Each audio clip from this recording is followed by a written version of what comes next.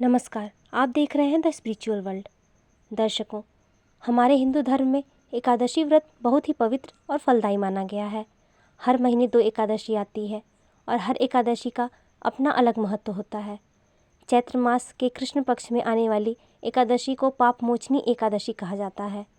अब बहुत से लोगों के मन में यह सवाल उठ रहा होगा कि 2026 में पाप मोचनी एकादशी का व्रत कब रखा जाएगा, क्योंकि इस बार एकादशी तिथि 14 मार्च को लग रही है। इसलिए कई लोग भ्रम में हैं कि व्रत 14 को रखें या 15 को। इस वीडियो में हम आपको पूरी तरह स्पष्ट जानकारी देंगे। पाप मोचनी एकादशी कब है, व्रत किस दिन रखना है, पारण कब करना है और इस एकादशी का महत्व और लाभ क्या है। इसलिए वीडियो को अंत तक जरूर देखिएगा। तो चलिए अब जानते हैं पाप मोचनी एकादशी कब है। इस बार एकादशी 14 मार्च को सुबह लगभग 8:10 से शुरू होगी और 15 मार्च को सुबह लगभग 9:16 तक रहेगी। अब यहाँ एक महत्वपूर्ण बात समझना जरूरी है कि 14 मार्च को जब एकादशी तिथि शुरू हो रही है, उस समय दशमी तिथि का भी प्रभाव जुड़ा हुआ है। शास्त्रों के अनुसार एकादशी व्रत दशमी से जुड़ी हुई नहीं होनी चाहिए। इसी कारण इस बार उदय तिथि के नियम को माना जाएगा। उदय तिथि का मतलब होता है जिस दिन सूर्योदय के समय एकादशी तिथि हो, उस दिन व्रत रखना सबसे सर्वश्रेष्ठ माना जाता है।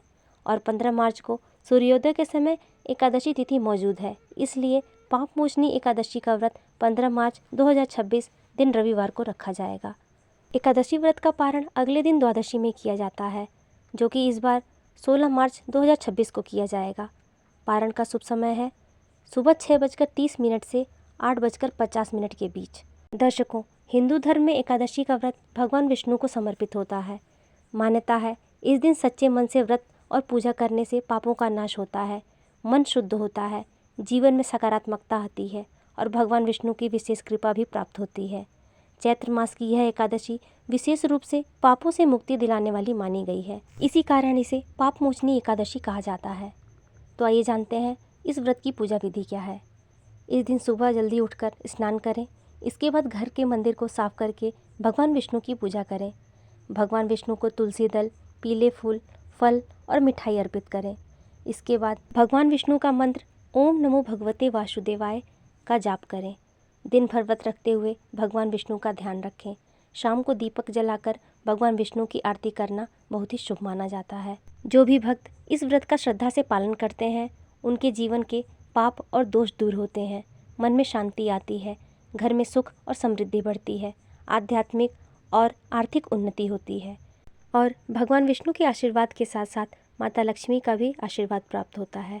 तो दर्शकों, अगर जाने अनजाने में भी अगर किसी से कोई गलती या कोई पाप हुआ हो, तो इस व्रत के प्रभाव से उसके सभी पाप नष्ट हो जाते हैं। इसलिए इस पाप मोचनी एकादशी का व्रत प्रत्येक व्यक्ति को जरूर करना चाहिए।